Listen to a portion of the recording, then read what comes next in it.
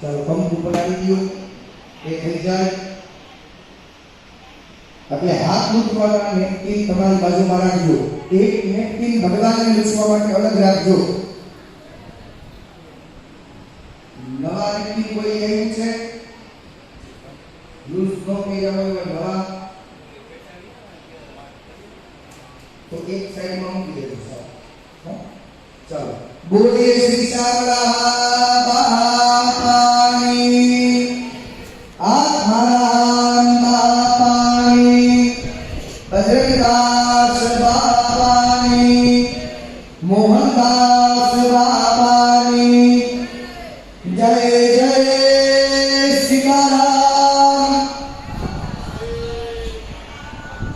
જય જય સીતારામ જય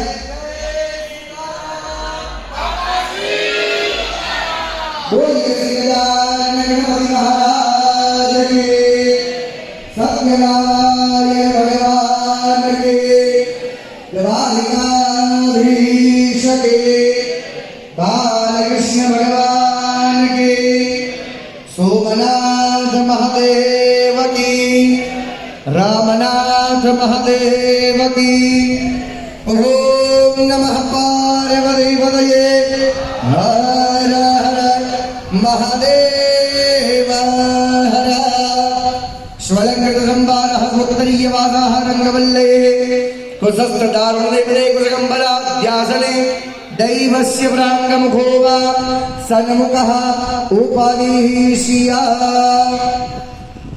હવે સૌપ્રથમ બહેનો અને ભાઈ બધા અહીંયા ધ્યાન આપજો.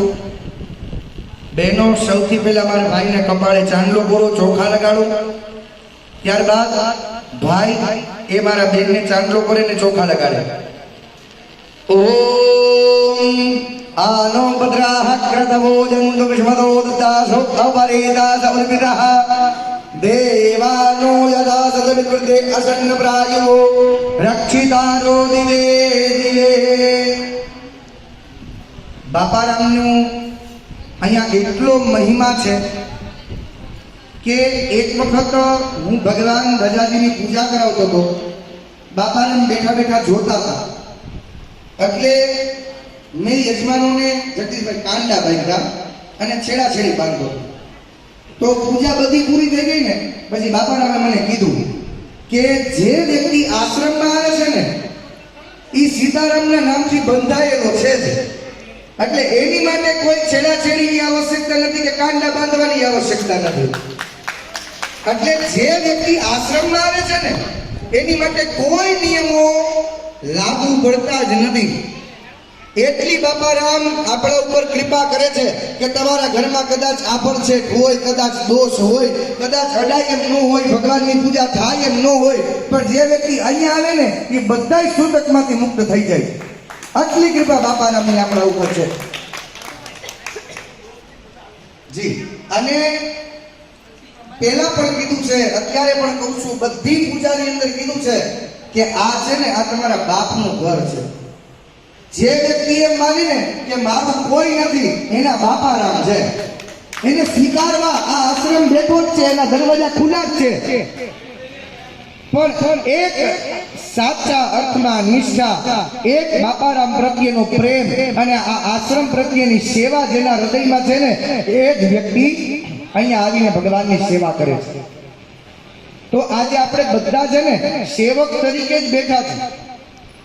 આપણે અહીંયા કોઈ પ્રતિષ્ઠા વાળા નથી કે અહીંયા આપણે આવ્યા પછી આપણું કોઈ માન મર્યાદા મોભો એવું કાંઈ અહીંયા નહીં. આપણે બધા સેવક છીએ. તમે સેવક છો ને હું સેવક છું. આ દરવાજાની બહાર નીકળો પછી આપણને આપણો પ્રતિષ્ઠા યાદ આવે કે હું CEO છું, કે હું કંપનીનો મેનેજર છું, કે હું કોઈ મારા ઘરનો શેઠ છું. એ બધું અહીંથી દરવાજાની બહાર નીકળે અંદર આવો એટલે બાપારામના આપણે બધા સેવકો છીએ.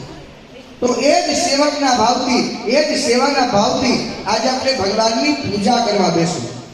તો સૌ પ્રથમ બે હાથ જોડી અહીંયાથી જે જે દેવતાઓને નમસ્કાર કરવાનું કહે એ ભગવાનને મનોમન નમસ્કાર કરવાના અને આજના આ કાર્યની ભગવાનની પાસે રજા માંગવાની. ભગવાનને કહેવાનું કે ભગવાન અમે જે કાંઈ સત્કાર્યને કરવાને માટે તમારી પાસે બેઠા છીએ, તો આ બધી ક્રિયા કરવાની તમે અમને અનુમતિ આપો, રજા આપો અને અમારા કાર્યના, અમારા ઘર પરિવારના, અમારા ધંધા રોજગાર વ્યવસાયના બધા વિઘ્નને તમે દૂર કરજો. આવી પ્રાર્થના બાપારામને કરીએ. બે હાથ જોડી આપની સમક્ષ વિરાજમાન એવા ગજાનન ગણપતિ મહારાજને નમસ્કાર કરીએ. નમઃ શબ્દ સંભળાય એટલે માથું નમાવી ઈ ભગવાનને પગે લાગવાનું. ઓમ શ્રીમન મહાગણાધિપતયે નમઃ. ત્યારબાદ આપણા ઈષ્ટદેવ એવા દ્વારિકાધીશ ઠાકોરજીને નમસ્કાર કરીએ. ઈષ્ટદેવતાભ્યો નમઃ. ત્યારબાદ આપણા કુળદેવી માતાજીને નમસ્કાર કરીએ.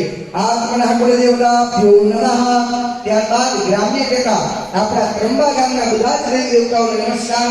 ગ્રામ્ય દેવતાભ્યો નમઃ. ત્યારબાદ આપણા સ્થાન જેના સાનિધ્યમાં બેઠા છે એવા બાપારામને ગુરુ મંદિરની અંદર નમસ્કાર કરીએ. સ્થાન દેવતાભ્યો નમઃ. આપણા માતા પિતા પૂજનીય આવેલા બધા વડીલો અને ધામમાં ગયેલા બધા જ પિતૃઓને નમસ્કાર. માતા પિતા પિતૃ ચરણ કમલેભ્યો નમઃ.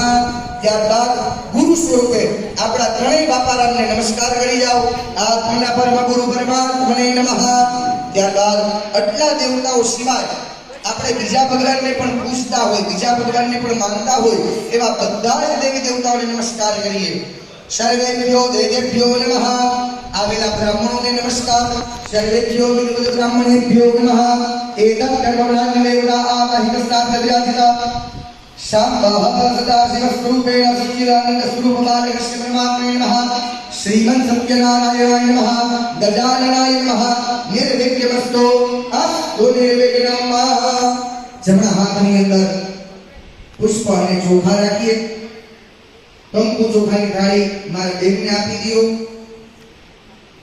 તમારી બાજુ પાણીનો વાટકો, ચમચી એ રાખો.